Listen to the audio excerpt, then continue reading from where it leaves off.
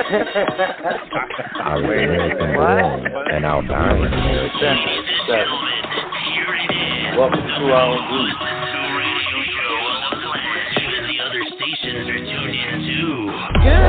Welcome to Defenders 7. Defenders 7 has so much knowledge, and this ought to show it right here.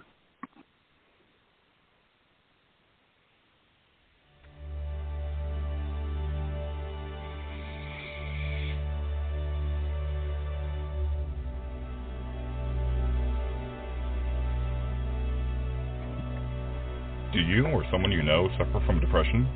If so, please contact the National Suicide Prevention Lifeline at 1-800-273-8255.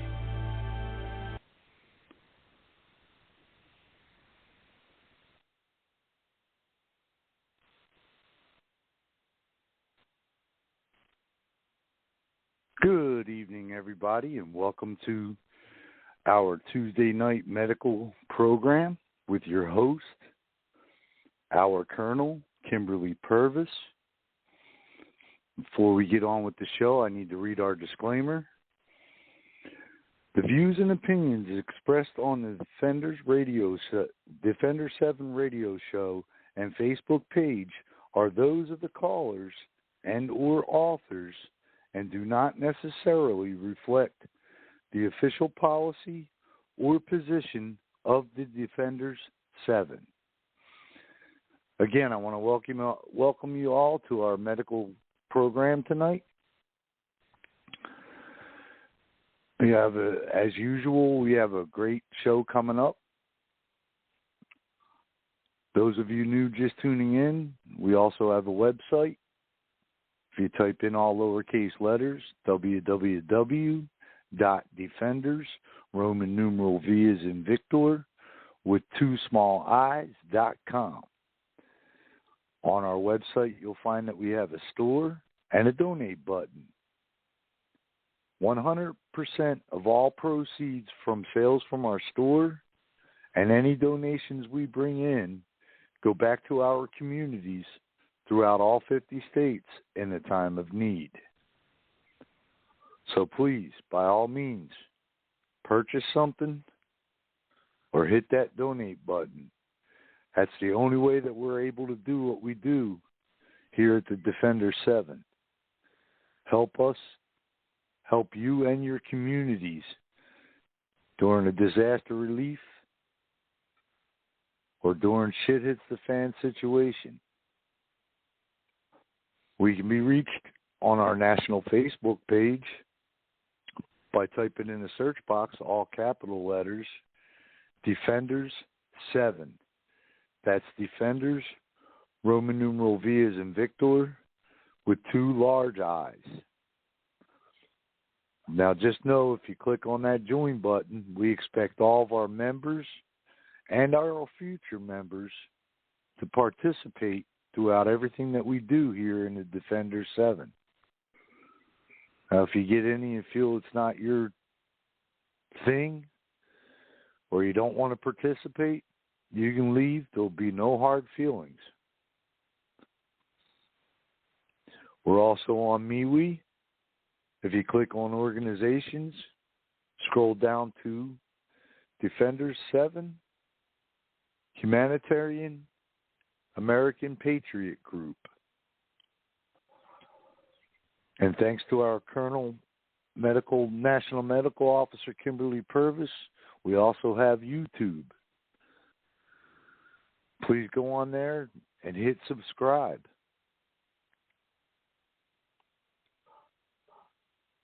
Now for tonight's show and all the shows we do here on Blog Talk Radio, we enjoy it when you call in with your opinions, your thoughts, or just to say hello. That number to call, area code 914-205-5773.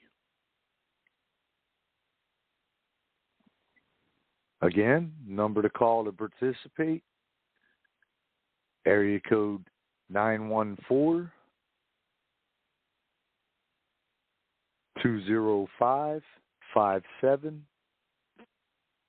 8PM-10PM.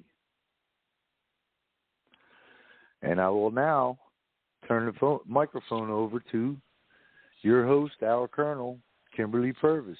Good evening, Kimberly. Good evening. How's you? Good. You? Well, not bad, considering that I'm in excruciating pain. Can't take shit for it. I'm doing great. You are a pain. I know a pain, but that's totally beside the point. No, when I found out that, I swear to God, in a way I'm glad I'm not an RN because I just can't believe how stupid they are. When I called the VA to make an appointment with my doctor, I told you, I went to make an appointment, and they're like, oh, your doctor's left the VA hospital. I'm like, what? She's like, no, she's no longer a doctor here. Oh, okay. Well, who's my new doctor? We don't know. They have no idea who's going to take her place. That's not par for the course. And so I said, well, is there a doctor that I can see? I've got to see a doctor.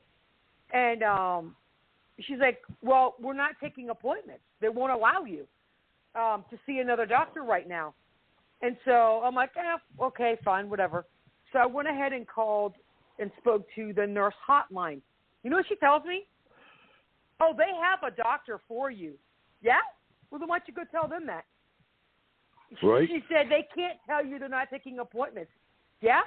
Well, apparently you guys don't talk to each other because clearly when someone says we cannot take appointments, it means just that.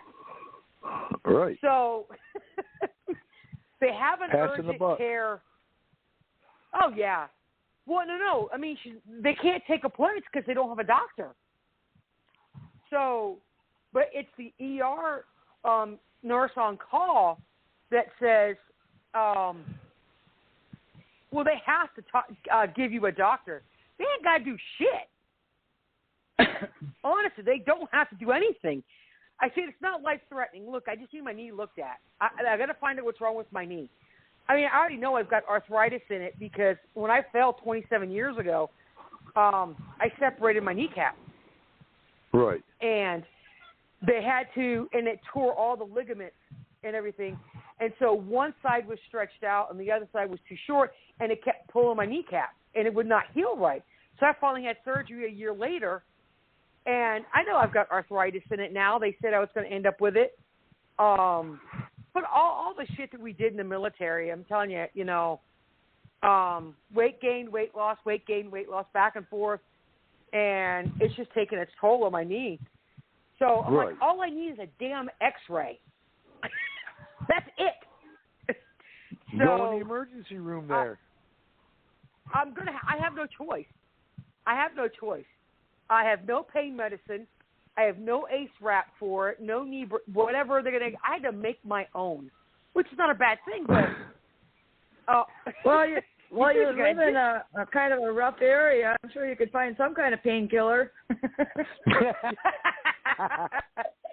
Yeah, I could.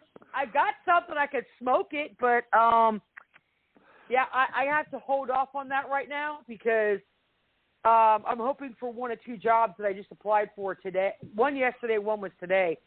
One was to be the dean of nursing at Newman University, and they do all the admissions. You know what a dean, they do all the admissions to the nursing program and all that cool shit. And so I prefer to have that job. Or the other one's a child advocate. The other one's a child advocate at the boys' ranch, and they're getting ready to open a girls' ranch. And basically the child advocate does the same shit that I did at home health. Make care plans, go out to the community, and if they could go into not foster care, but if they could find a permanent home for them. I mean, that's pretty much what I did anyway as a nurse. But Monday through Friday, 9 to 5, can't beat that shit. So, yeah, I can't do anything stupid right now. But so yeah, I decided that seeing as it's starting to get hot, that we go ahead and go over. Here. It's hot enough here. I feel like it's hell, but I don't do the heat. But I'm loving every minute of it. Oh, I hate the heat. In the 70s is perfect for me. I like it. So anyway, I figured we'd do heat exhaustion, heat stroke, all of the different heat illnesses from hot weather. Also, I started doing, I actually did a PowerPoint on it. Makes my life a whole lot easier to do it this way. I posted it to the group page on the Facebook page. I can't do a PDF PowerPoint on YouTube. So what I actually have to go is figure out, I got to do an audio and attach it to it, and then I can upload it onto the YouTube channel. So I did one on the PTSD and suicide prevention as well. So I figured we could go ahead and start doing those, make my life a lot easier. And I think I figured out how to do the YouTube Live. I got that code, Bobby, that you had to have, and I had to download the program, which is free, and it linked it together. I just can't figure out why there's no video. So, after the show, I've got a scheduled Facebook Live at 9:15. So what I'm going to do is try and take this PowerPoint and make it, and just repeat it, and do it like that. So we'll see what happens. So I'm going to start with heat exhaustion, and the cause of the heat exhaustion include exposure to high temperatures, particularly when combined with high humidity and strenuous physical activity. Now, when it's higher humidity, like we have a dry heat here in Kansas. Florida is okay. I don't even think the word high humidity even should be a word for Florida. That should be just like walk outside, take a bucket of water, and throw it on you. That's how humid it is in Florida. I don't know about you guys. Bobby, do you have high humidity, or are you a dry heat there?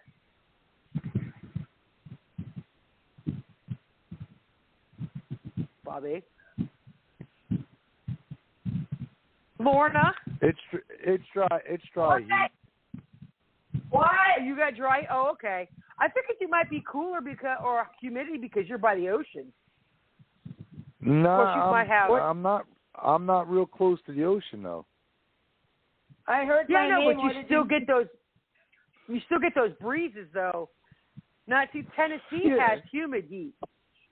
They go, oh my God, it's about as humid as you get. Lorna, do you have humid or dry? It's humid right now, but most of the time it's not too bad. See, we have a constant breeze here. We don't have no. In which it's nothing. It's just a dry, still day, and my truck read 100 degrees today. See, I mean, I hate both dry heat and humid heat. I hate them both. Because all I have to do is walk outside, and I'm drenched in sweat, and all I can do is walk outside. And that's why I really think there's something wrong with my internal thermostat. After I had my heat stroke, I don't do well with heat. When I was telling my brothers in the summertime, I didn't like that one bit. When I was telling my brothers in Tennessee, I didn't like that one bit. Even in the shade. Yeah, we have a breeze here about 80% of the time. And I'm glad. I never used to. I never used to until all my trees went away. Now I get the lake wind. Yeah, and that's the cool. And if you're in the mountains, if you're in between the valley, you'll get that breeze that comes off one side and goes back up the other. But the unfortunate thing is you end up with straight line winds and storms. So, but anywho, without prompt treatment, heat exhaustion can lead to heat stroke, which is a life-threatening condition. Fortunately, heat exhaustion is preventable. Some of the signs and symptoms. Can dogs get heat stroke? Yeah. Because Roscoe was walking pretty bad. His back end, he was walking crooked. He was walking like Bobby does every day when he's drunk. You don't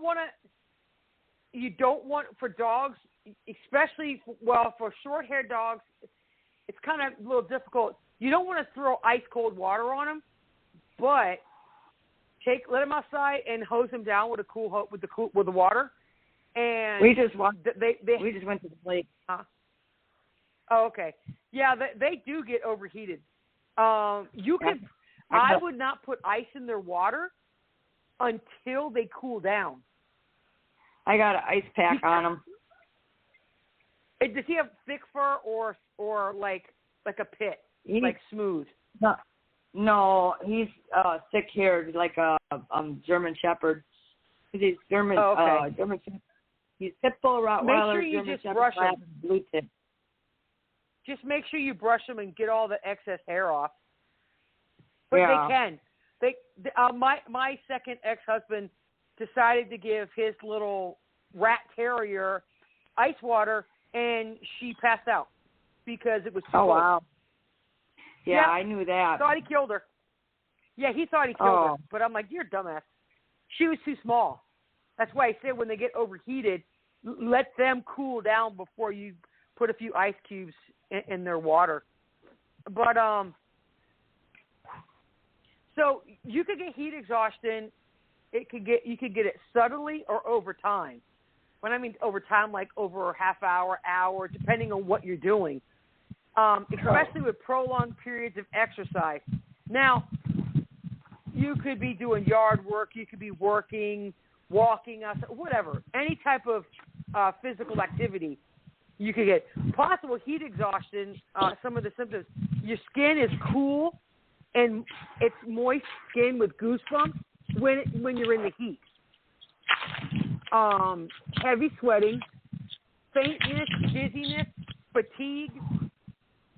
Weak and a rapid pulse, low blood pressure when you stand up, muscle cramps, nausea, and headaches. I did that Saturday. Now here's the thing. Make sure you drink plenty of water when you start. Because once you get to a certain point and you're no longer, which I'm going to go over it, which is close to a heat stroke, when you get to a certain point of when you stop sweating and all of that, water's not going to do you any good because you need electrolytes at that point and IV fluid. So always keep hydrated. Try not to drink caffeinated drinks because caffeine will dehydrate you. It's a diuretic.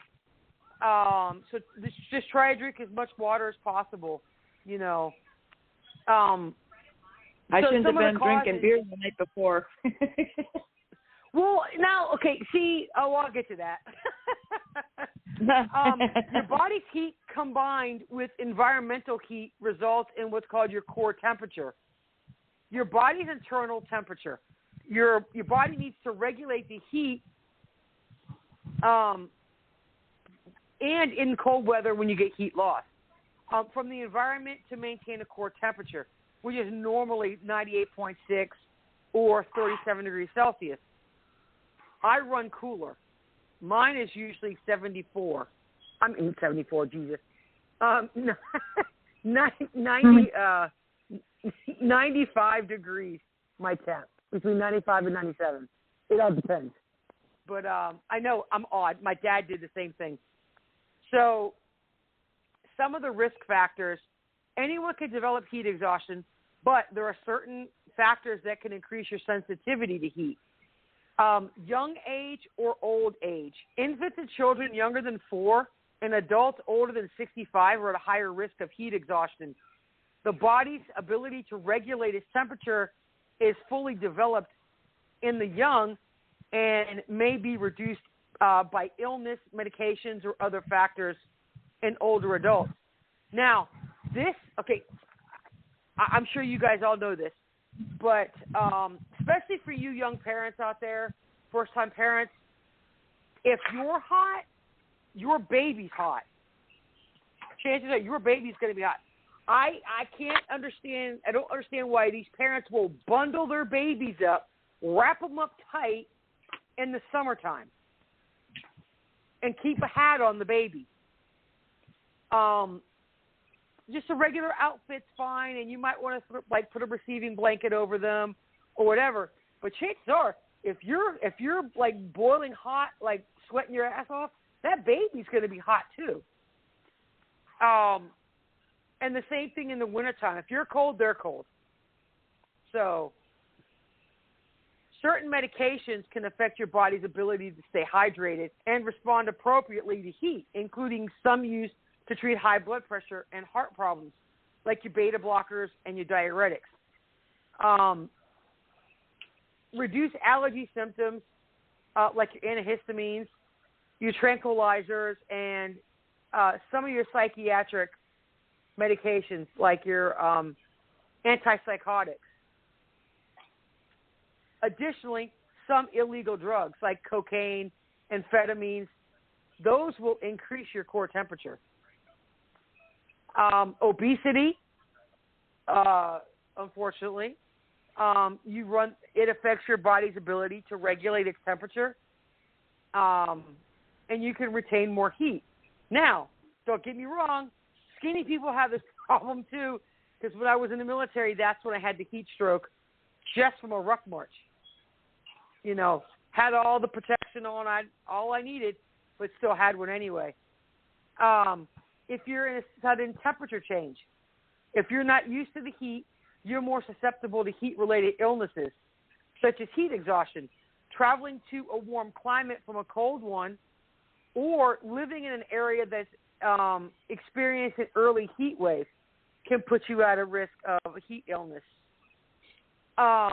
If you're in the military and you get moved from base to base, wherever, you have to acclimate yourself to the different temperatures. I went from Florida to South Carolina to Texas to Florida to Tennessee, all within my military time. And then I've been to, back and forth, and everybody's got a different type of heat. A high heat index. The heat index is a single temperature value that considers how both the outdoor temp and the humidity make you feel. When the humidity is high, your sweat can't evaporate as easily, and your body has more difficulty cooling itself, making you prone to heat exhaustion and heat stroke.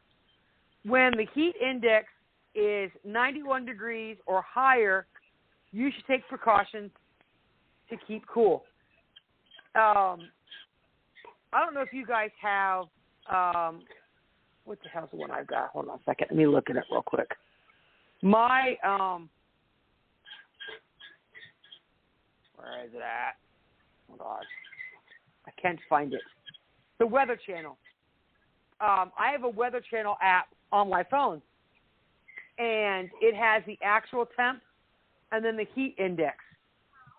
And, luckily ours is 88 degrees. And I will always get warnings, especially for high pollen count.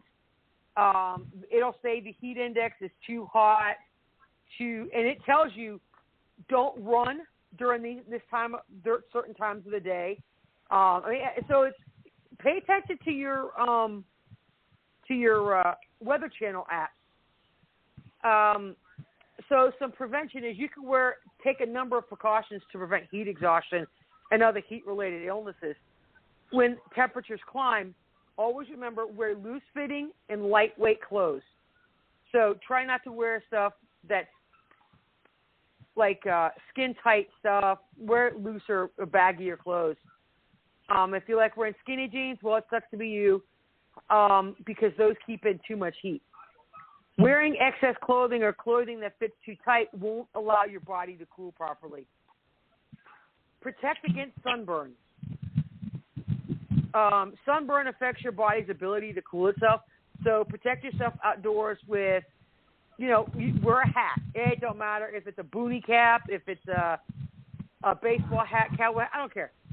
Wear a hat that's got a visor, to keep the sun off your face and everything else.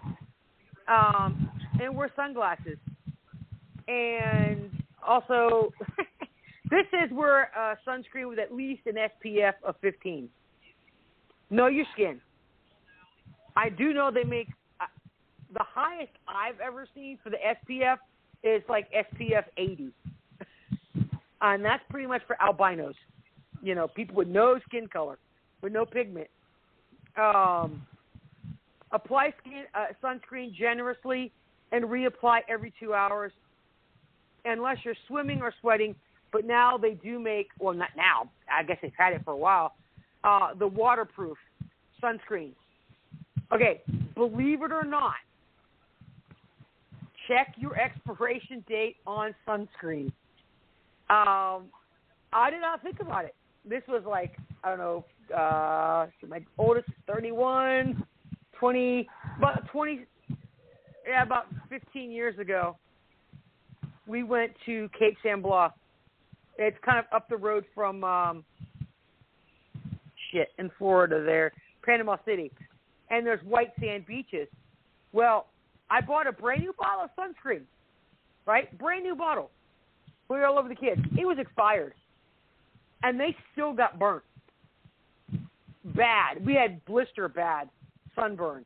So check your expiration date on your sunscreen.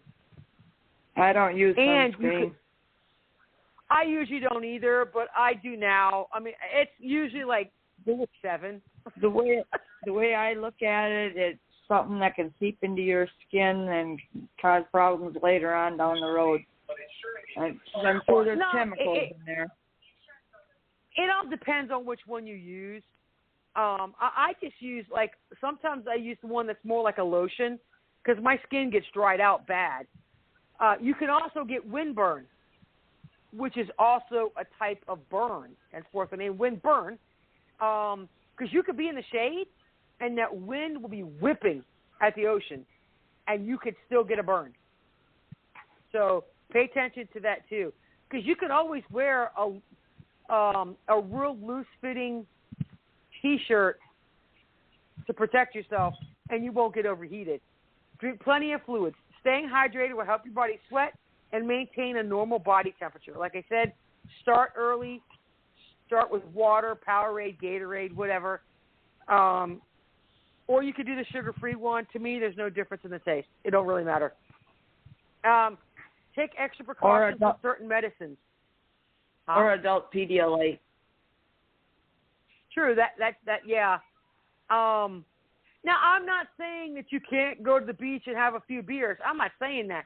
They're talking, or like a barbecue, because you're going to be in and out of your house. Or fishing. If you're fishing, kind of watch out, because especially if you're in a boat with no cover, you're going to be in the sun for hours upon hours. But you're not moving. You're in a boat. Just I should say, be what you call it. What you call it? Be responsible with how much you drink. Then you just jump in and cool off. Huh? Then you just jump overboard and cool off. Exactly. Depends on where you're at. Because if you never Everglades, I wouldn't do that shit. They got alligators. And them sons of bitches are big. Now, here's the thing. If you're drinking beer, right, bring water. Have a couple of beers, have a water. Have a couple of beers, have a water. So you're constantly, you're still keeping fluids in you. There are certain medications that you cannot go in the sun. And there's I think it's Cipro, the antibiotic. I think it's Cipro. I forgot which one. That you cannot go in the sun. But you will get a warning label on your antibiotic to stay out of the sun. For the love of God, do not leave anybody in a parked car, especially a child or the elderly who can't actually get out of the car without someone helping. Or your animals. Yes, or your animals. If you need to be reminded, and this is disgusting, Walmart actually has stickers on their windows, on their doors, when you walk in. Don't forget your kid in the car. If you have to be reminded you have a child, you should not be a parent. I'm sorry. I have seen too many children die because their parents left them in the car with the windows up, or they'll crack it 3 inches. I mean, that's ridiculous. So, oh my God. When parked, hold on a second. When parked in the sun, the temperature in your car. Thank you. Sorry, it was my neighbor who's knocking on my window. I'm a male.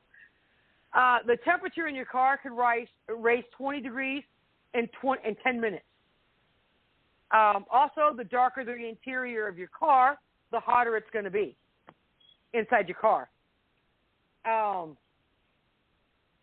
It's not safe to leave a person in a parked car in warm or hot weather, even if the windows are cracked or the car is in the shade. When your car is parked, keep it locked to prevent a child from getting inside.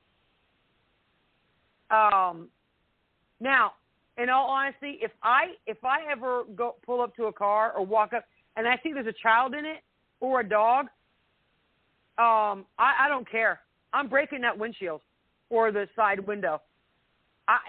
You better be running down that parking lot, but I'm still gonna break that damn window, and then I'm gonna call the cops because I've seen where a father was tired of paying child support, and he left his 1-year-old little girl in the car seat with the windows rolled up, and she died.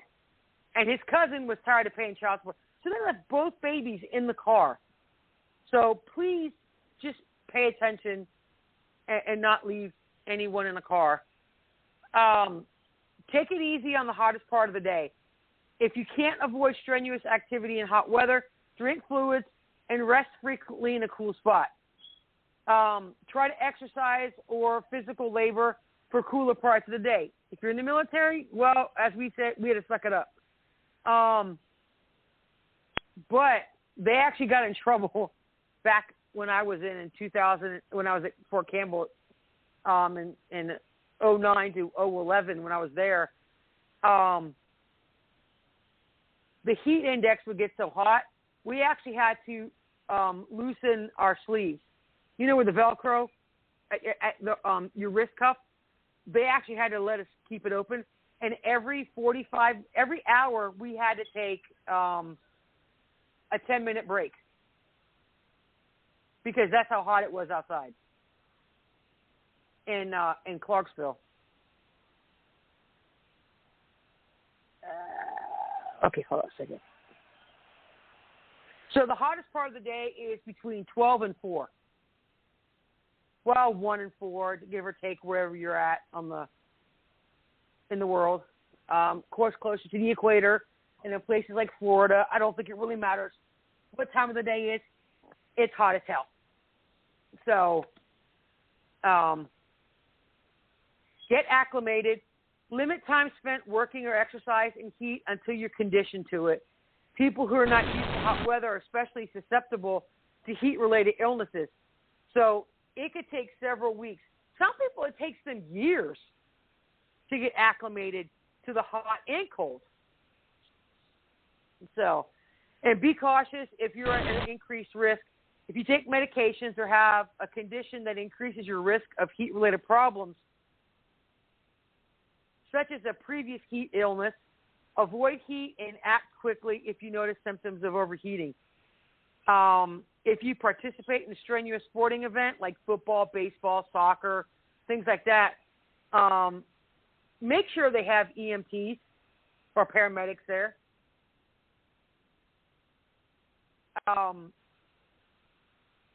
So if you notice any of those symptoms, stop what you're doing right. I mean, you've got to stop. And take a break.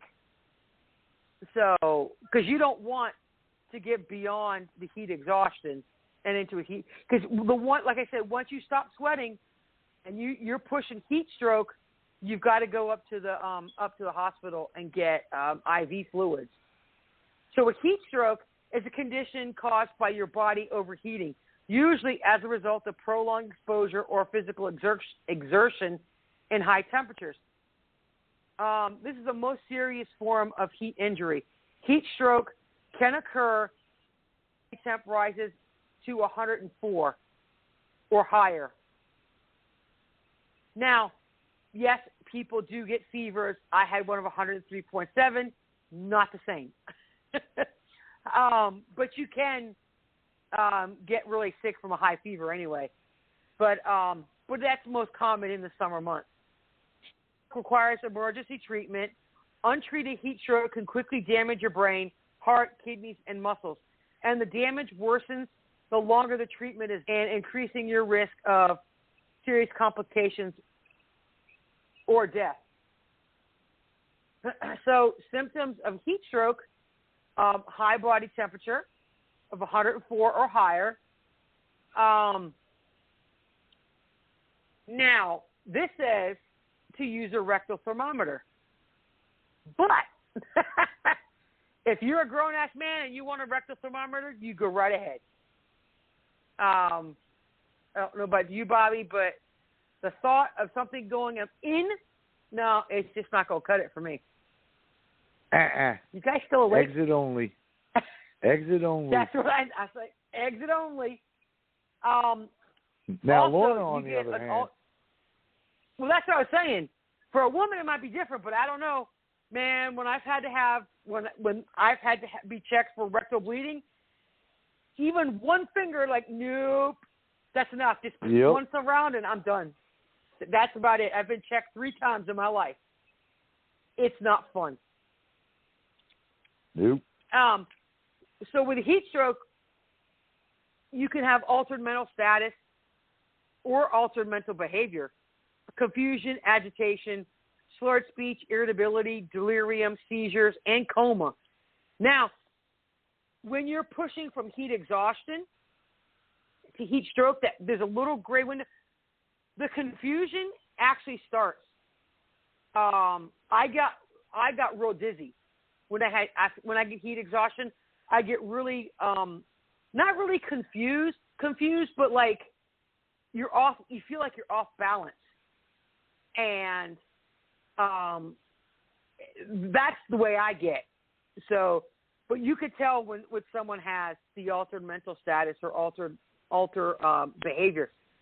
Alteration in sweating, and this is where your sweat stops. Heat stroke brought on by hot weather, your skin will feel hot and dry to the touch. However, heat stroke brought on by strenuous exercise, skin may feel dry or slightly moist, but you're not going to sweat. That's you're done. You're so dehydrated, you've got nothing left. The nausea and vomiting. That's always a thing with me, always nauseous. And I have cold sweats. And that's when I get really dizzy and I feel like I'm going to puke. That's what happened to me Saturday. I got like super, super dizzy and like tunnel vision. So I went and grabbed a cup of ice and was rubbing it on my body. Yeah. And then after I got cooled down, then I got like a headache from hell. Oh, my God.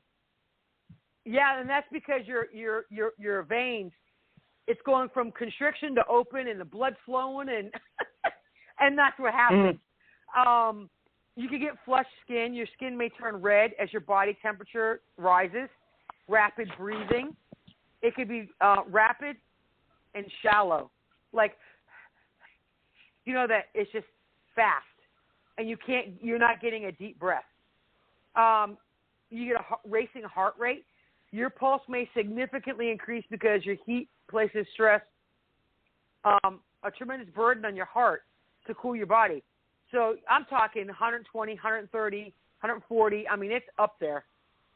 And you may have a headache. So, oh, man, I can't see this. This is all too tiny of print. Hold on a second. So, causes of a heat stroke is exposure to hot environment and a type of heat stroke called non-exertional heat stroke. Oh, excuse me. That's the classic heat stroke. It's being in a hot environment, and it leads to a rise in core body temp. And this type of heat stroke typically occurs after exposure to hot, humid weather, especially for prolonged periods. And it occurs most often in older adults and people with chronic illnesses. And then there's the strenuous activity. Exertional heat stroke is caused by an increase in core body temp brought on by intense physical activity in hot weather. Anyone exercising or working in hot weather can get exertional heat stroke, but it's most likely to occur if you're not used to a high temp. Now, think about construction workers, roofers, these highway guys, the ones, all those guys that's working on the highway, or the guys that hold the signs. They ain't doing crap, but they don't have anything over their head. And which it may be retarded looking. Get those umbrella hats that looks like a hat, but it's an umbrella, but it's a little, and you put it on top of your head. I had heat stroke. I had, I guess, heat stroke or whatever it is one time in my life. I mean, there were a few times where I almost had it, but, I did, like you said, I carry water, have a stupid hat on, but I was about 20, I think, and I was at an Indy 500, and what the hell was his name, was playing, and I was down in the pits. I was acting as a server, as a volunteer from Job Corps, and, of course, I had to look cute, so, I wasn't really... so I had all that skin exposed, and, I didn't have a hat on, just some cute sunglasses, and, of course, I wasn't drinking enough water. And by the time that day was over, oh, my goodness, I wound up in the infirmary. I had heat so bad. Heat exhaustion or heat stroke, whatever it's called. Well, there's heat exhaustion and heat stroke. Right. No, I know. I forget which one it was. I just know I suffered. Now, heat escapes through your head. Right. So, and that's why in the wintertime, wear a hat, right? Yep. But I don't get in the summertime why they tell you wear a hat if the heat's trying to get out through your head. Wear a visor. Visors don't have if you wear, I mean, a lot of beach hats are actually designed to keep the sun off your head while letting the heat escape. The woven hat type of thing. Huh? There's a mesh hat. The back of it's mesh, and a lot of ball caps. The back is mesh, and that's for the summertime. The winter ones, it's like, I don't want to say canvas, whatever the hell they're made out of. But there is a difference. No, you're right though. I mean that's why you're supposed to wear a hat in the winter and a visor in the summer. But some people can get sun poisoning, sunburn on the top of their head, because I know plenty of people that happen to. And so, you have to wear a hat to protect it. So that's why how I learned about those summer floppy hats and whatever. They're designed specifically to allow the heat to escape while keeping the sun off your head. I've had sun poisoning, and you're like, you just want to die. Yeah, my brother used to get it all the time. That's when I was at the beach up there at Cape San Blanc, and I was so sick I had to go to the ER. And the doctor's like, "Dear God, why didn't you come in sooner?" I'm like, "I just left the beach, and I drove home, a 5-hour drive to get to LaGrange, and I had to be hospitalized because I was that sick from sun poisoning." But just like I said, the hottest part of the day, if you can, stay inside. So some of the risk factors for heat stroke is your age. Your ability to cope with extreme heat depends on the strength of your central nervous system. In the very young, the central nervous system is not fully developed. And in adults over 65, the nervous system begins to deteriorate, which makes your body less able to cope with changes in body temp. Both groups usually have difficulty remaining hydrated, which also increase the risk. Exertion in hot weather, military training, and participating in sports like football, long-distance running events, and hot weather are among the situations that can lead to heat stroke. Sudden exposure to hot weather. You may be more susceptible to heat-related illness if you're exposed to a sudden increase in temp.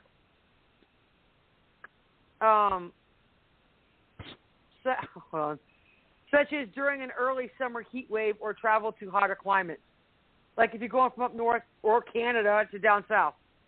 Limit activity for at least several days and allow yourself to acclimate to the change.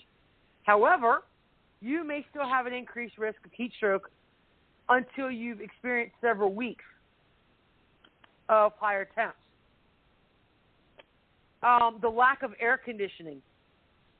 Fans may make you feel better, but during sustained hot weather, air conditioning is the most effective way to cool down and lower humidity. Now, you can make I forget what they call it, where you take the fan and a block of ice, and you put the block of ice in front of the fan, and you put the block of ice on a tray. And for the life of me, I forgot what kind of air conditioner they call that. It's a ghetto one. A swamp air conditioner? Is that what that's called? Swamp air conditioner? No, I was thinking that's what that was called. When I was down in Tennessee, I saw some, and they actually made some really cool ones with the styrofoam ice chest. Yeah, you just have to have something to put ice in. And make sure it doesn't leak all over the damn cord. Okay, certain medications. Now don't get me wrong. Heat exhaustion, heat stroke, when all the other heat illnesses, pretty much it's all going to be the same thing with a little variation. Same thing with the medications. Read your labels. Ask your pharmacist if there are certain things that can affect that's more potent in the sun. Stimulants for ADHD and illegal stimulants like amphetamines and cocaine make you more vulnerable to heat stroke. So, which is why children don't need to be on medications for ADHD during the summer, because that's really only for school time, so they can, let them run them ragged all summer long. Certain health conditions like chronic illnesses like heart and lung disease might increase your risk of heat stroke. Also, being obese, sedentary lifestyle, and a previous history of heat stroke.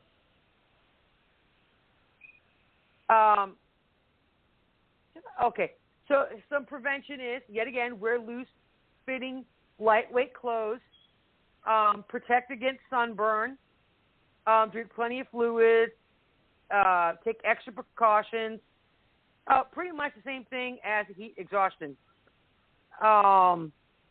Take it easy during the hottest part of the day, get acclimated, and be cautious if you're at risk. The other thing, I love going into the saunas at the gym, the one where it's wet. Yeah, which was the steam room? The steam room is the one that's the wet heat, and the sauna is the dry heat. Either one, you do not want to be in there more than 15 to 20 minutes. Expect now, if it's your first time going in those, I would do 5-minute intervals, because you've got to get your body used to doing that. I prefer the steam room over the sauna. And then the same thing goes for your hot tubs. You don't want to go in your hot tub more than 15 to 20, maybe 30 minutes. Most of them have timers at the gyms and stuff. But you still run the same risk. You could still pass out because the water's hot. Your medication, I mean, it is the same exact risks as going outside and being in that type of temp. So hypothermia is the condition occurs when the body's heart regulation system becomes overwhelmed by outside factors, causing a person's internal temp to rise. Hyperthermia is considered separate from conditions where the internal body sources such as infection, heat-regulating problems, and adverse drug reactions, or ODs, cause a raised body temp. Like I said, most people's temps go from 95 to 99 degrees. Because mine runs so low, and if I have a temp of 99 or 98.6, I'm actually fevered, slightly fevered. So know your own body temp. It is very important to know the same thing with your blood pressure, your heart rate, and things like that. So, because if you go to the hospital and you're new, whatever, and they're going to argue with you till you're blue in the face, but you know your own body. So, in contrast to people with some level of hypothermia, they can have a body temp of 100.4. Okay? So, these are some fast facts about hyperthermia. The symptoms of hyperthermia depend on the stage that has reached or how much of the body is overheated. Symptoms of overheating may develop very quickly or over the course of hours or even days. As the body attempts to cool itself by sweating, the sweat takes with it water and crucial salts called electrolytes, causing dehydration. Not to mention your potassium is going to drop. So your salt, your potassium, and other electrolytes will be diminished. Mild dehydration tends to cause minor symptoms like headache and muscle cramps. So therefore, I highly potassium, it might help. Eat a banana, strawberries, potatoes, whatever, and that does help with muscle cramps. But that's if your potassium is low. Severe dehydration, however, can strip the body of its ability to cool. So without treatment, this can result in dangerously high body temps in life-threatening conditions like organ failure or death. So most of the time, if you're getting to a heat stroke, you will see they use ice packs or bags of ice. And the place to put them is behind the neck, or one ice pack or a bag of ice on each side of the neck, under the arms, and in the groin. I know it's going to be cold down there, but those are the area, the main. Oh, okay, yeah, and your wrist, because that's in place. But or if you happen to have a cooling blanket, you're so, sometimes they even have those. Also, the IV fluids, they can actually cool IV fluids down, not to freezing, but you know what I'm saying, cooler than room temperature. And the same thing happens with hypothermia. They can actually heat up the IV fluids and give them to you that way. Or at least I know they used to. I don't know if they still do or not. So heat, fatigue, and cramps comes with hypothermia. Excessive sweating, exhaustion, flushed or red skin, muscle cramps, muscle spasms, and pain. You can have headaches, mild lightheadedness, and nausea. For the exhaustion, it could actually feel... Bobby, have you ever been inside Fort Jackson, like on some of the roads? Yeah. Okay, do you know where Heart Attack Hill is? Yeah. Okay, it's like going up Heart Attack Hill with about 80 pounds of gear. And you're like, and we had to do Heart Attack Hill in the middle of summer. It sucked ass, okay? Yep. So, yeah, and henceforth the name Heart Attack Hill, literally. And you're like that with just being outside or in this stage of a heat fatigue and cramps. And you literally, I have been so overheated sometimes where I have to stop and just sit because I couldn't go on. So you have to pay attention.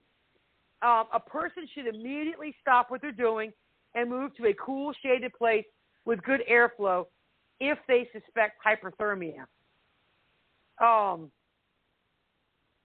If you don't have a good, when they say good airflow, hopefully there's a breeze, a fan. Make a fan yourself, or anything like that. Seek medical attention if heat cramps last longer than an hour after you've rested in a cool cool place and you're just sitting there. So sipping cool water or an electrolyte drink. Like I said, if you get to a certain point, the water, it'll keep you, I won't say hydrated, it really can't. It's got something to do with the osmosis and all that good cool crap. Loosening or removing excess clothing. Lie down. Try to relax. Elevate your feet for shock. Take a cool bath or shower. Not freezing. Just barely make it over tepid. And most of you probably know what tepid baths are. Running the wrist under cool water for 60 seconds. That I've never heard before. But, hey, that's why we're going over all this. Not resuming activity until symptoms have gone away. Placing ice packs, like I said, under the arms, the groin, behind the neck, and stuff like that. Also, if you can use a fan to cool your skin. Dear God, I can't even read this. Do you guys have the PowerPoint to look at? No. Yeah. You do? You see how small that damn print is? I can't even read this shit. I tried making it bigger, and it's just not working, so hold on a second. You got to bear with me, because I'm blind as a damn bat. I got to shrink. Hold on, my computer's, it's not cooperating. Oh, you suck. I got to shut this up. Not the computer. I don't shut the computer off. I got to get out of this program. But any questions or anything so far? I mean, I know we beat this with to death, but like I said, it's important to continually go over, because it's the only way you're going to learn it and know it. You're not getting a test, so don't worry about it.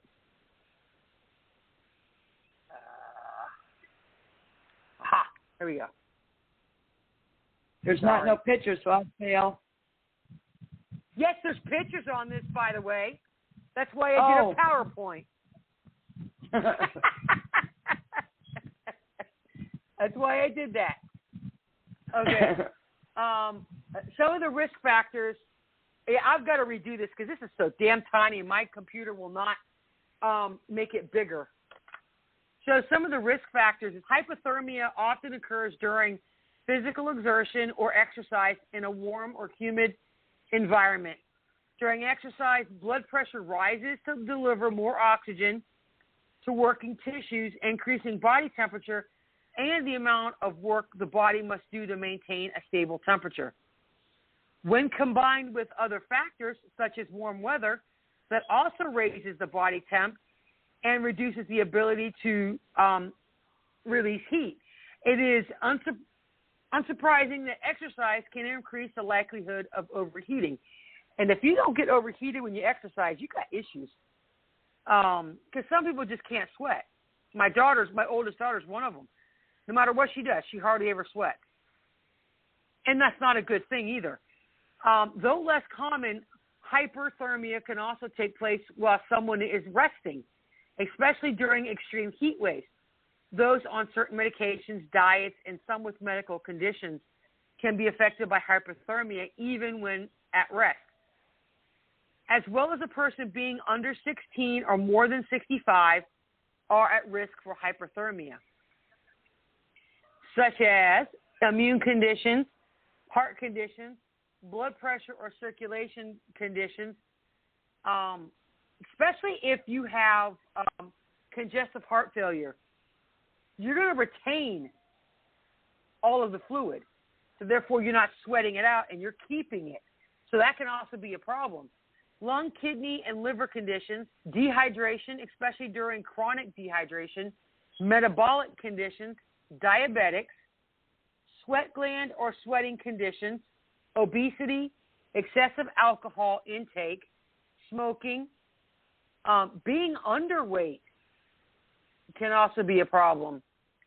Gastroenteritis, good God, the words are getting smaller.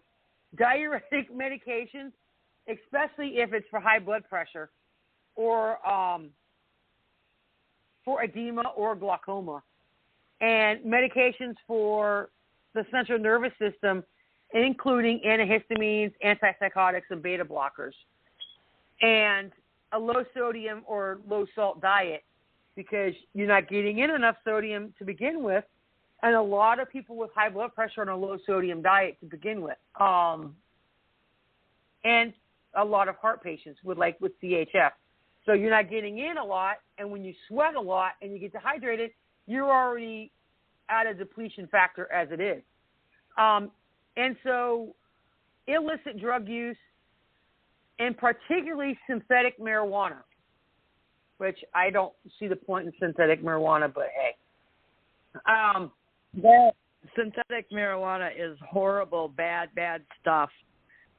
My God. And that's what I heard. I know people, yeah, I know a couple people that have done it and got hooked on it. And the one he said, when he took a crap, it had all kinds of different colors. When they were trying to quit doing it, it was just like coming off of heroin. They got the cold sweat. They were shaking. They were hot. They were cold. Oh, yeah, it's not heroin a good thing. Heroin is one of the hardest drugs to get off of. The synthetic? No, heroin itself. Yeah. Is one of the hardest drugs to get off of. Yeah, so, well, coming off of synthetic, it had just the same effects on these guys as heroin. So some activities and jobs at risk for, my damn thing says ootball. My F disappeared. It's football. Soccer, rugby, cricket, marathon or long distance running. Like I said, using saunas and hot tubs, hiking. I love hiking, but I usually like to go on trails that actually have trees. And if you're on a road or like at Cape Hatteras, there's trails that's in the down. You go all the way down to the end of Cape Hatteras. Well, once you get into the campground, they actually have. There's actually a cemetery from one of the old battles that was there, and they have trails to go through the trees. The problem is they've got horse flies the size of fucking birds. I swear to God. And you don't get just one. You'll be attacked by a swarm. So forget going in the woods. So if you want to hike, like at that beach, you got to do it on the road where the trees, they take turns on one side of the road. You want to have shade. So it's not advisable to go hiking there. But most of the time I like to go hiking in the mountains where you have trees, water, like streams and stuff like that. Biking, because chances are you're out in the sun and even though you're riding your bike, you could still get exposed. So several jobs that have a higher risk for hyperthermia, of course, the military, construction, manufacturing. Not all manufacturing plants have air conditioning because their doors are always open, so they rely on the industrial fans. Sometimes it works, but if you have heavy machinery in there, it's not going to do you a damn bit of good. Also, firemen, the police, medical teams, and all of that, they're at a higher risk because they're always outside. Agriculture, forestry, surveyors, conservationists and field biologists, park staff, wildlife officials. So most of those are all at risk. I'm sure there's other ones that they did not have. But so heat illness, if your body is overheating and you have a high temp, like bumps in your skin, muscle spasms, headache, dizziness, nausea, or a number of other symptoms, you may have one of the most common heat-related illnesses, a heat rash, heat cramps, heat exhaustion, or heat stroke. I did this backwards. I should have put this first. Heat illnesses range from mild to severe. And, of course, heat stroke is deadly. Bob, you like my pictures that I put in there? Like this next one? Yeah. The dude laying on the ground because he passed out? Yep. Wait till you see the PTSD one. No, I tried to go with, and as I did the pictures, it makes it a lot more, whatever. But wait till you see the PTSD one because it's like psychedelic out there. And I figured I'd do it like that because it kind of describes what people go through with PTSD. When you see it, you'll understand. So heat illness is one caused by high temps and humidity. And you may get an illness while exercising or working in high heat and humidity. So the heat rash is also prickly heat or malaria. That's not the same. That's malaria, which is a strong, stinging skin irritation that turns your skin red. A lot of babies get prickly heat in their diaper area, especially on the top of the butt. A lot of children will get prickly heat there. Heat cramps are painful spasms in your muscles. And we went over the heat exhaustion. It's too few fluids and long hours and high temps, the heavy sweating and fast and weak pulse. I will skip the rest because we just went over that. So the people at risk, dehydration. If you're dehydrated, meaning you don't have enough fluids in your body, you're more at risk of a heat illness. Obesity, poor physical fitness, also Parkinson's disease. People with Parkinson's apparently are more prone to certain heat illnesses. Lack of experience working in heat or being in the heat. Let's see. Diabetics, anyone with kidney problems, heart problems, also pregnancy. You could be at risk for it. Also, if you're out in the sun, wear light color clothing. The darker it is, the more it absorbs the sun. So wear like your light colors that reflects the sun rays. If you have to wear equipment like sports pads and helmets, police, fire uniforms, and industrial protective equipment, you're in danger of developing a heat illness, which is why you're always going to see firefighters swapping in and out of a fire as often as they can, depending on the severity of the fire. If your child is 4 years or younger, or if you're over 65, you're at higher risk. I don't buy this one. This says men are more likely to get a heat illness than females. I've seen, but that could be just because of jobs. There's more men in the military than there are women, But I think that's probably the reason why they say that. Not that you're genetically different to not tolerate heat. So symptoms of heat rash is red, itchy skin, pain that's tingling or prickly, small bumps or blisters where your skin touches. What? Okay. Like your neck, groin, underneath your breast, your armpits, or in the creases of your elbows. Small bumps or blisters on areas that stay wet when you sweat. For women, if you have what they call a fupa, and it's right there underneath your, it's at the bottom of your abdomen. If you have that little flap of skin, that right there, keep that dry. You can use powder and stuff like that. Also, infection.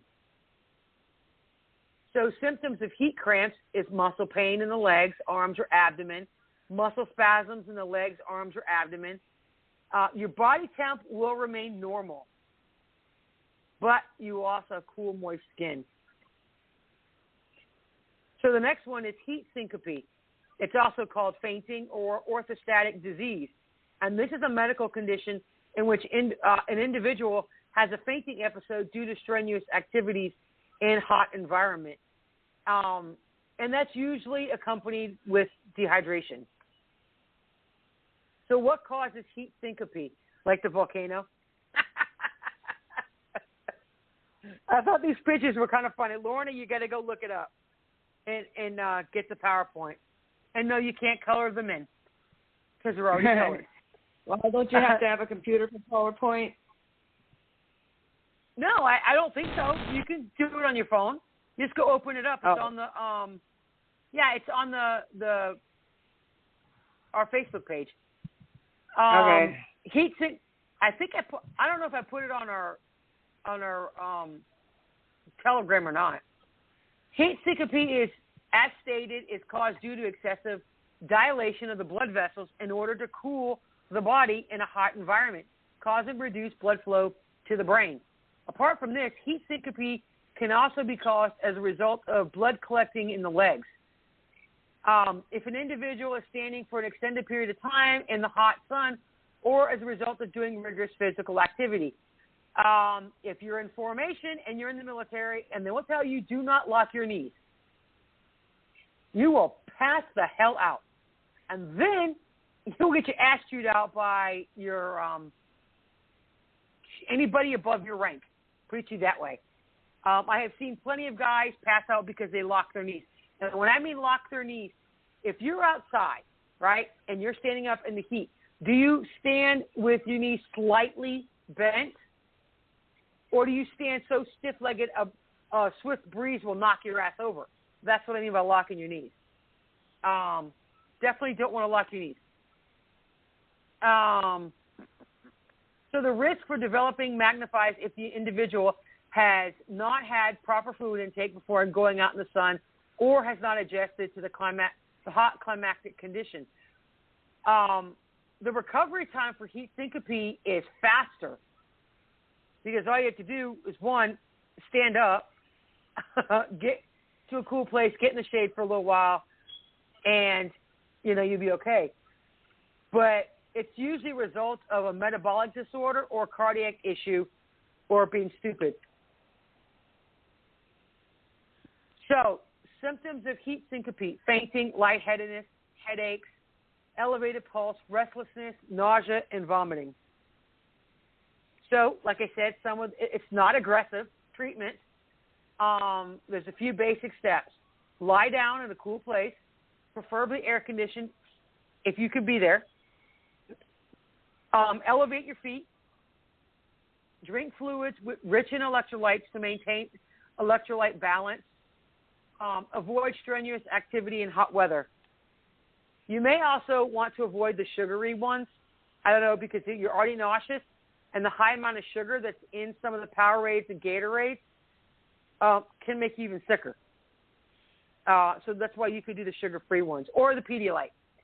So how to prevent syncope? I know this is repetitive, but, try to avoid extremely hot weather conditions. Immediately, if you're affected, get out of the heat. Try to avoid alcoholic beverages in hot weather, and maintain your fluid. So heat cramps are painful, and they're brief muscle cramps, muscle spasms, or jerking involuntarily. Heat cramps can occur during exercise or work in a hot environment, or begin a few hours later. Heat cramps usually involve muscles that are fatigued by heavy work, such as your calves, thighs, and shoulders. A majority of people, when you get heat cramps, a lot of times they're in your calves. I've never really had them in my shoulders. I don't think I ever have, unless you're carrying something heavy. But usually it's in your calves and in your thighs. You're most likely at risk if you're doing activities in a hot environment. If you sweat a great deal during exercise and drink large amounts of water or other fluids that lack salt. That's what I was saying. If you start with water and keep hydrated, you shouldn't have a problem.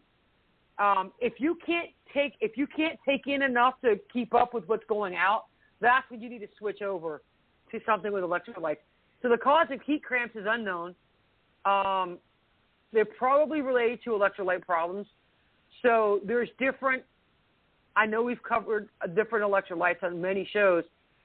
Your essential minerals like sodium, potassium, and calcium, and magnesium. They're involved in chemical reactions in your muscles, and imbalance can cause problems. Not only can, if you have not enough sodium, potassium, and calcium, it can screw up your heart rhythm, and you can have a heart attack or stroke from especially those three.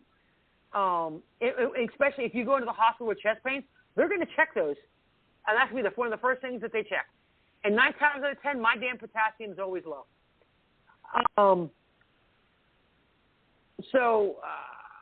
Sweat contains a large amount of sodium, and drinking fluids with inadequate sodium content may result in a serious low sodium condition called hyponatremia.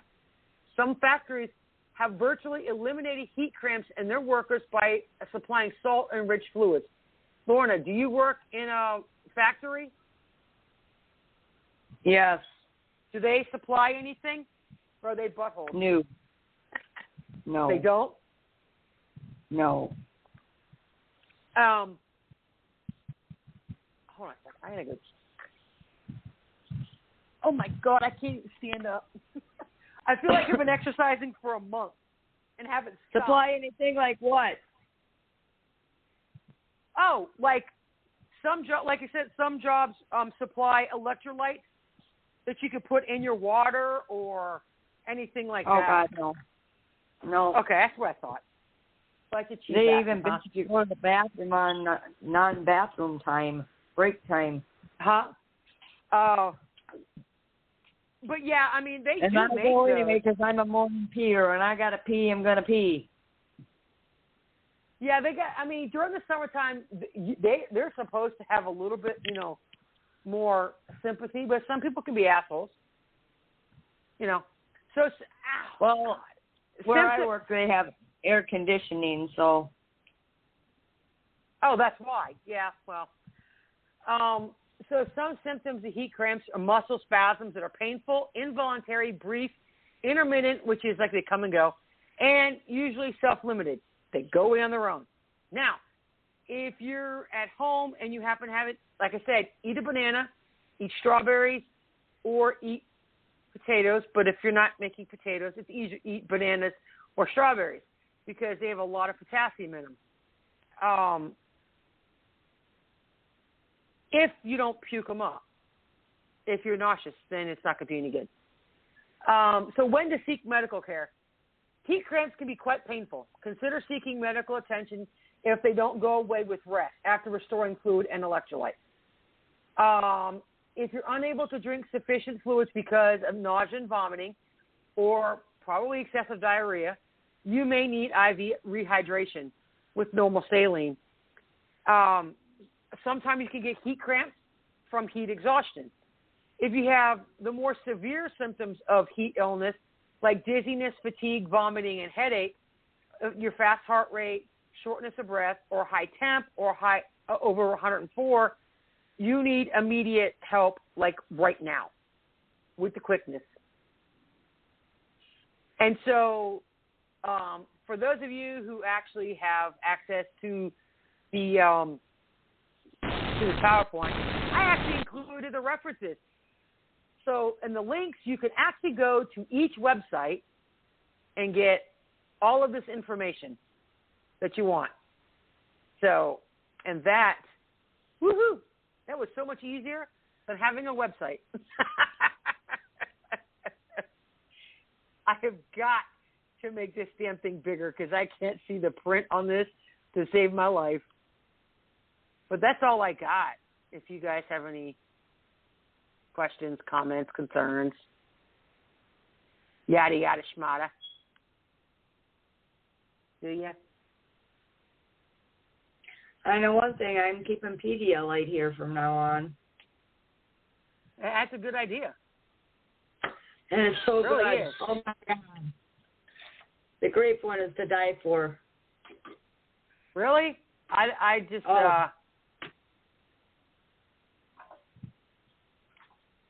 I drank 2 of them liter thingies in 2 days. I like the what's it called? The Frost Blue or whatever it is, the sugar-free Gatorade. It's actually pretty good. I like it, and it gives you enough. Like I said, it don't give you the sugar. And especially if you have diarrhea, you don't want the sugar because it'll give you more. Now, don't get me wrong, there is natural sugar in bananas. So it's kind of an oxymoron. I don't know if it's an oxymoron or what, but the bananas they give you when you get on a brat diet, bananas, rice, applesauce, and toast, especially if you have diarrhea, so because of the potassium. But they tell you to drink sugar-free because of the sugar. So go figure. But that's all I got. So, I will say Thursday's show will be a doozy. With all the crap going on. What's Thursday's show about? Politics. Or what's going on around the world, whatever. Right. Free for all. Take this for what you want. Okay, I have looked it up. I've seen the interview on the news, different news stations, and Biden's Secretary of Energy said that our enemies now have the ability to shut off all of our power grids and to expect it. So, I don't know if you're telling Tim, us to be yeah. I hate to tell you this, although I'm sure you already know.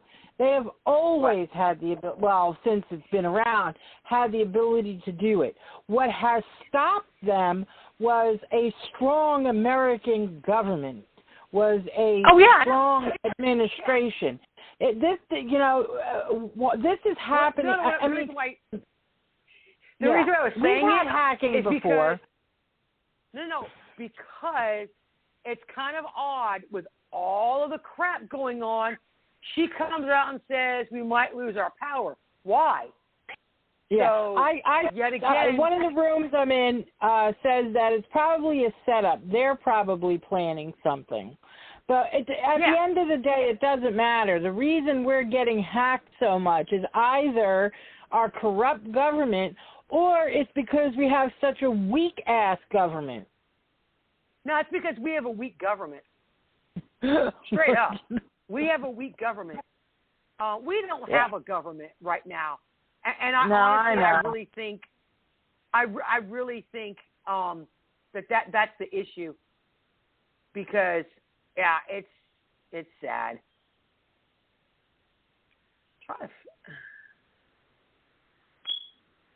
But yeah, I mean, and then there's other things that's going on. What's today? Tuesday, Wednesday, Thursday. On Thursday, I believe it's at 10 a.m. I don't know what time. I guess it'd be each individual's time. We're supposed to have a solar eclipse, and they're calling it the Ring of Fire. Compared to, and I don't know how it works. The same thing for.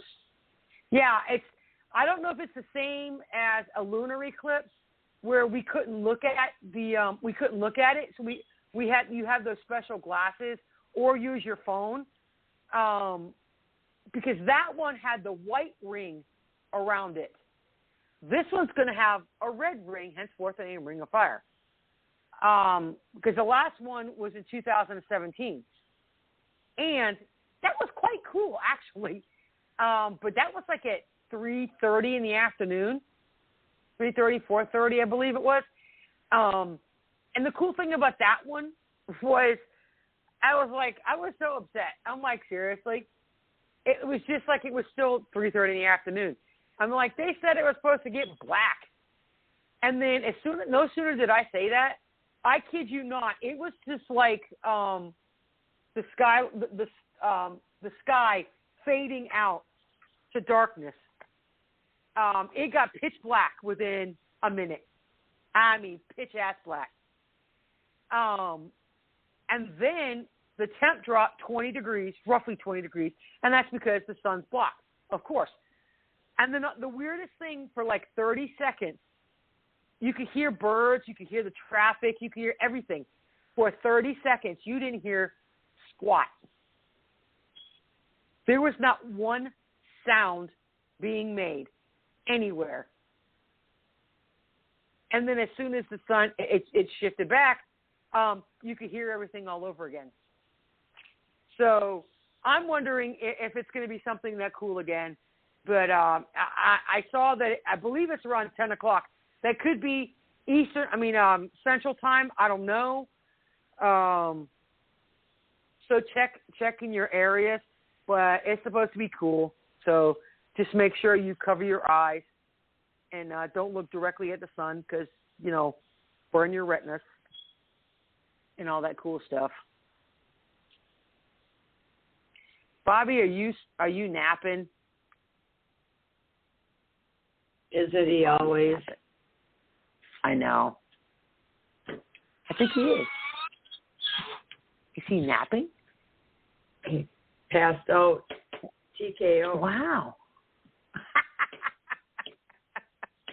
I'm going to try and work on, like I said, I'm going to try and work on these damn videos. I don't know what's going to happen. We didn't try the free beer. Free beer. Get disconnected? I don't know. That's weird. That's I wonder if really he got weird. I wonder if he got disconnected. Oh, does he? You think he knows he got disconnected? Maybe he was asleep when it happened. I don't know. Let me find out.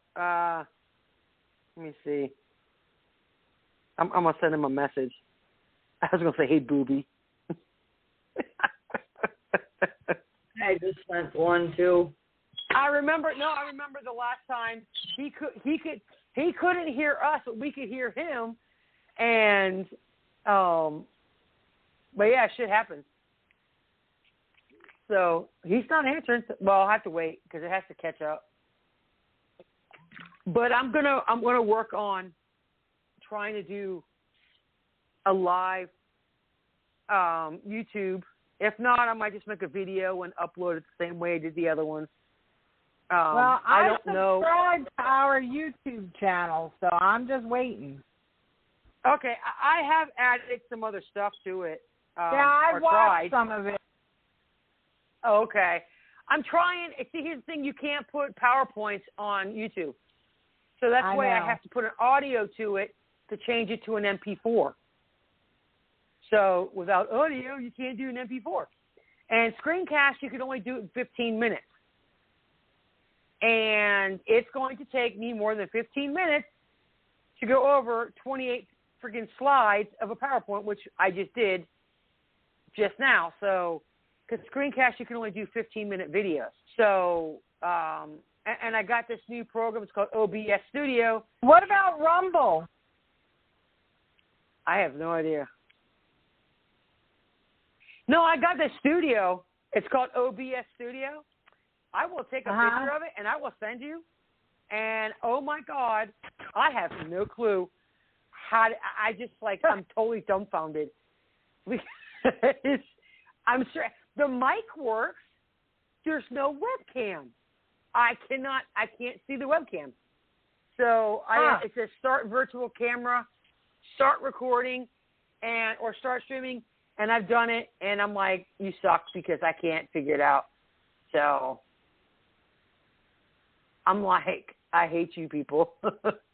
I've done everything. I have done everything to. So we need Henkel. Him and his IT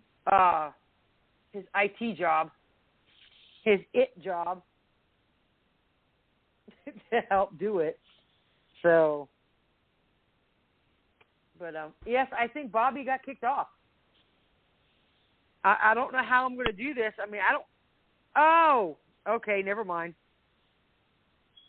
He's on an emergency phone call. Oh, so can yeah. Can you close it down or? I can't. No, I can't. I was trying to think of anything else. Nothing else towards the show for right now. Not towards this. Like I said, I'm gonna try and fart with it here tonight and tomorrow, and do the PowerPoints. I mean, and this is why that's why I was harassing Weathers about it. If you guys do anything, right? I don't care, any type of survival, whatever. If you're canning, whatever you're doing, send me pictures and write down for each picture what you're doing, and I can make a PowerPoint on it. I've been doing a lot of dehydrating. Okay. I mean, that's about all I've been doing lately. Although I'm hoping maybe it depends on how I feel with this medicine. I'm hoping, if the weather permits, to start practicing with the fire things. Doing the magnesium stick and whatnot, and the smokeless fire thing. I just have not had an opportunity. And then we've been having this crazy weather.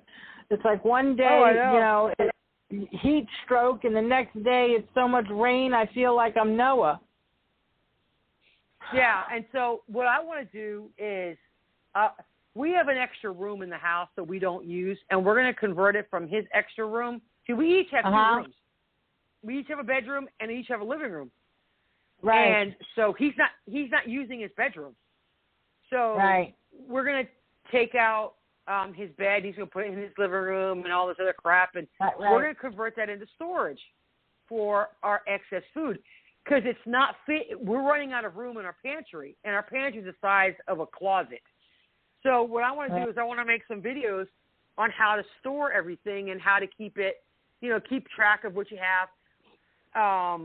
If you're going to start prepping, especially with this manufactured food shortage that they're trying to push right now, they're saying you have 8 months. You have 8 months because they're not allowed to. Wait. We have to have 8 months of supplies or 8 months before it's going to crash? No. You've got 8 months. And this is what farmers are saying now, and not just produce. They're talking dairy, cattle. You mean a month as in 30 days? No, 8 months before everything is going to start drastically showing a food shortage. Okay, so that's by the end of the year. Yeah. Pretty much. Okay. It might Sorry be less about than that, guys. I don't know. Sorry, I'm back. Sorry about that. Okay. I'm back. I was like, we just kept saying, free beer. I'm like, well, I wonder if he got disconnected. No. If I got disconnected, y'all wouldn't be on. That's what I thought. Okay. Yeah, but the last time you had a problem, we could hear you, but you couldn't hear us. So there was that issue. So that's what I was thinking that was going on again. No, if it was, I would have messaged you. Oh, okay. But anyway, no, Maria, the food shortage thing is they've got food in their warehouses, and they're saying within 8 months, it's going to catch up. All the warehouses all over the United States are going to be empty. And that's what they're saying. Hey, look, great. Just what in the middle of winter, just great. Okay, if you haven't... Great timing. Listen, the emails from Fauci, right? They're doing this shit on purpose. Not enough people believed in the vaccine. They're saying that we have 75% of Americans who are vaccinated. They're full of shit. I already went on the CDC website. Not even half of America is vaccinated. Oh, I know. Only New York, California, and Florida, I think. Vermont. Florida and Texas are pretty good. No. With their old people anyway. Huh? No, there's only 30%. Only about 30% have been vaccinated. Really? They're not pushing it. Yeah. I went over it a couple weeks ago. I know, but I thought it had went up because I had heard something, a couple of days ago. Slowly. But but anyway, not enough people are getting the vaccine, right? Not enough people are taking it. It's not that we're not taking it serious. It's the fact that we know they're full of shit. Okay? Right. And then now Fauci's emails came out. Oh, you didn't need to wear a mask, and it's all crap, and blah, blah, blah. They have to find a way to depopulate the earth. It's Agenda 21 and the Great Reset. And they're trying to which is absolutely ridiculous, but unfortunately, how the hell do you stop them? I mean, even if we do manage to fix, things. I don't see how we're going to fix it by the end of the year. If this is a big if Article 4, Section 2 of the Constitution is not enacted and they don't take out every one of those criminals, this country is doomed. Done. That's it. And all of these third world countries that we help, they're gone. We support so many countries, so many third world countries, that it's ridiculous. We don't even take care of our own people. And that's the whole plan. And people don't want to listen. But all you got to do is see how many acres of land. Good God, Bill Gates owns almost 1 million acres now. He's bought that much more land. And it's all farmland. So that's what it's all about. And if you can't get enough people to get vaccinated to kill people that way, the next best thing is to starve them out. And people will kill each other over food. They're not going to kill each other for not being vaccinated. You might get your ass beat if you try to you run into a Karen and she may want to start screaming at you for not being vaccinated, but she's not going to kill you over it. But if you start running out of food, people will start killing each other to feed their families. And that's what they're pushing for. So I'm not saying it's definitely going to happen. I'm not. But they're pushing. No, but you got to be prepared. You better be prepared. Because here's the other thing. When I got COVID, I was in the hospital for over a week. My son missed 2 weeks of work. One, because our dogs could not stay 12-hour shifts by themselves. They would destroy the house. So he had to take 2 weeks off of work. Not to mention he works for the public and the whole 14-day quarantine anyway. We already had a lot of food put up. So he had to go 2 weeks without a check, right? You have something to fall back on. You could have a natural disaster. You could lose power.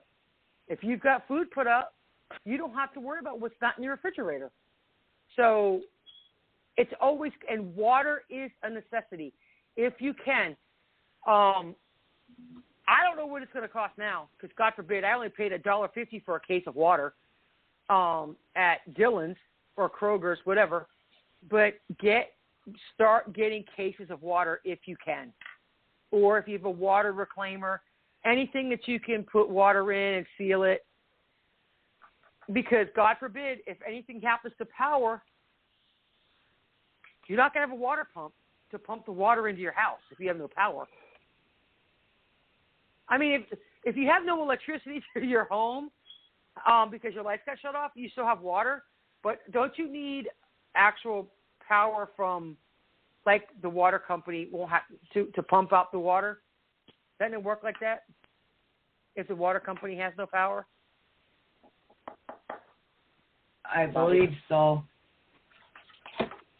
Yeah, and if you have no, like if you have a water a well, how you gonna pump water? If you have no old-fashioned way. I mean, I know the Amish still have the hand pumps or whatever. Huh? Amish are going to outlive us all. They live with no power, no phone, no car. No, I mean, come on. Now, except for the more modern ones. Now, even they don't. I mean, even they don't really. I mean, they deal with the English more, but their actual homes are still, No, you're right. There are some that have freezers, but that's because usually it has to do with their business or something. If they're ones that sell food products, you know. Well, the Mennonites. We have Mennonites here. Oh well, Mennonite. Yeah, I know Mennonite are related to the Amish. You know, they're not really Amish. They're Mennonite. I mean, well, no, it's still the same along the same lines, and they're not as strict. So they have cars, and right. Yes, the Mennonites have because they have them. In I think it's Salina. Salina's got them, and they have a church, and all the students have to go there. If you attend Tabor University, right, you have to go to church. So, but anywho, like I've said, we've all said, just be prepared. With whatever's, and we'll talk more about it Thursday. Just keep your head on a swivel, the whole 9 yards. You know, just be prepared. Yeah, no, like that Yale professor, that dumb bitch. My gosh, that woman, the one that wants to kill all white people. She wanted to kill all white people, shoot them in the head, and bury them, and wipe their blood off of her hands, and had the nerve to tell the news that they took it out of context. And she's a psychiatrist. Yep, she's a psychiatrist. Yeah, go figure. So it's crazy people like that is what I'm talking about. That you know what upsets me though? Did you see that viral video about that young black man with his daughter? Why the hell aren't they sharing stuff like that? Which one? Oh, the one with the young black man with his little daughter talking about critical race theory and how it's garbage and how everybody should love each other and be friends with everybody. Oh, no. I'll have to share it. I'll share it with you. It's on Telegram, and Fox News had it, and Liz Wheeler. Yeah, it's all over the place. But, of course, mainstream media isn't going to share it. No. Because, they had one guy said, was talking about cancel culture, and he's like, you're canceling all these genders or canceling, like, men, women, boys, girls, and this, that, and the other. He's like, why not cancel race? Right. We're the human race. And that's what I have said. Get rid of race off of applications. Period. I don't see. Yeah, it's not applicable. Huh? I said, right. It should not be applicable. And I kid you not. I saw an application. Male, female, non-binary. I should have wrote on there, are you freaking kidding me? Yeah, I've seen those. But yeah, I mean, that's the only way to stop it. But the video that I posted, that little 1-minute video of A Bug's Life, where it talks about if the ants stand up, then they all stand up, and then we lose our way of life. That is right there shows about our government right now, because they know if we stand up, they're done. There's no then more the only race thing baiting. they can do is to separate us by color or even money. Well, yeah, but if they don't have that race card, and I like how the fact that there's a lot of people on both sides, and we're like, I'm not white and I'm not Caucasian, I'm vanilla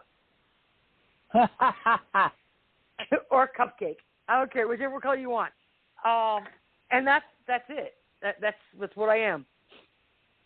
And it's funny because we got to stop it. We got to stop it. Period. Plain and simple.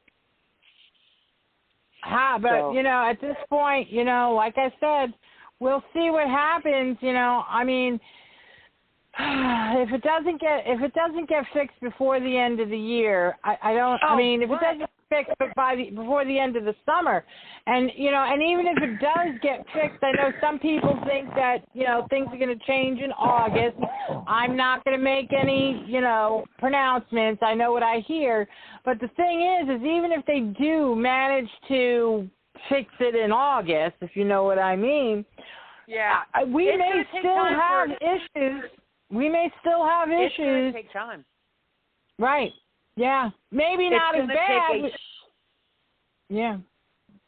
No, I know. It's going to take a shit ton of executive orders to undo the fuckery. Right. But the only thing that's for certain on June 14th is the audit is going to be done in Arizona. That is for certain. Well, no, only the hand count. Only the hand count. Because they said that they still have the machines, and they don't know if they're not sure what's going to happen, and that's only one state. So, it's a step in the right direction. No, I know. No. But the thing is they're checking for the watermark. Why are mail-in ballots flat? There's no creases on them. They're completely flat. They just came off a printer. All of that's going to be done. That's all. They're not doing the whole state. They're only doing Maricopa County. Right. So that's all it'll take. Pennsylvania. They're saying there's enough. No, he would need more than Pennsylvania. Actually, it doesn't really matter. No. I meant the one county in Arizona is all they need for Arizona. Well, here's the thing. If they prove fraud in one state alone, that's all it takes. That means you purposely frauded an election. That is grounds for that's high treason right there. Yeah. It doesn't matter about the other states. No. But the senator from Pennsylvania, I forgot what his name is. He was in the military, I do believe. He's flying to Maricopa County with a bunch of other officials, and they're going to do theirs, and they want to mirror how Maricopa County is doing theirs. Yep, I saw that. So by the 14th, that's going to be the only thing that's going to be done. So I don't. Like I said, I don't know what's going to happen after that. We'll see. So it's going to be interesting. It's going to be a bumpy ride. Yes, it is. Depending on what happens will depend on how bumpy. Oh, yeah. Oh, I agree. Yeah, we'll see. So, Bobby, that's it. I guess we're done now. So, unless anybody has anything else.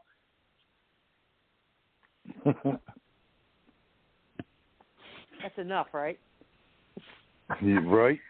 It was a great show as always. Yes, oh, thank you. Always. I try. And we got a few more countries at it too.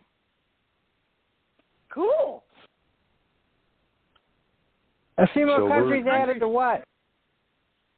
To our listeners. To following and listening to us. Awesome. I know we have Ireland or Northern Ireland. Who else do we have? We've got UK. Hold I on wish a more of second. them would speak up. Well, it's hard for them to do it, though. Oh. It's expensive to... Yeah. Oh, okay. I get you. I didn't think of that. Not really. That's mainly why they're just on our, they just listen to us. But I mean, I wish we could get the thing where we could keep up with comments, like, you know what I'm saying, like on a YouTube or that kind of live. I open it up. Every show we do. Every show we do, I open so they up can the type in chat. questions and you can. So they can type in questions and you can read them. Yes. Yeah. Okay. Cool. So the we UK, got Australia, Ireland, United Kingdom, Australia, United Kingdom, Austria, Japan, China. Wow. Damn. Honduras. Now you got to realize That's something too. It doesn't necessarily mean that it's the actual natives from that country. It could be our American people. It could be soldiers. Like,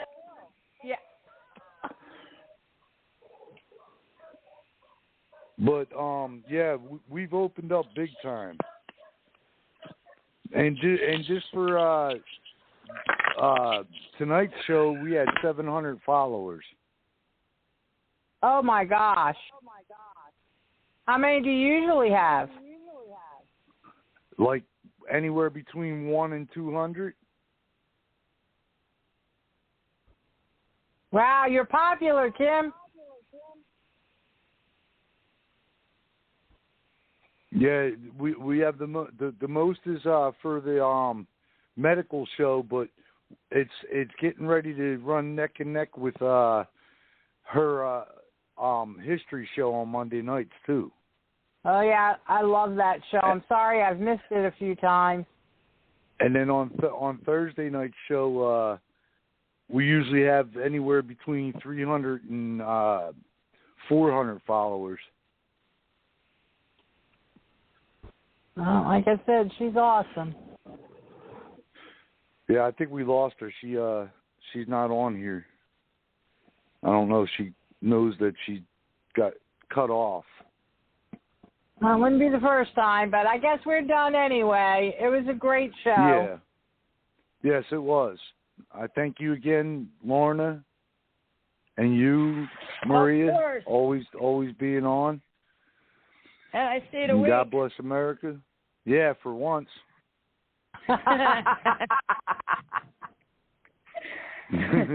But God bless America, our children, our troops, first responders, veterans. God bless the Defenders 7. And thank you again for another great show, girls. You take care. Have a nice evening. You all too. Good night.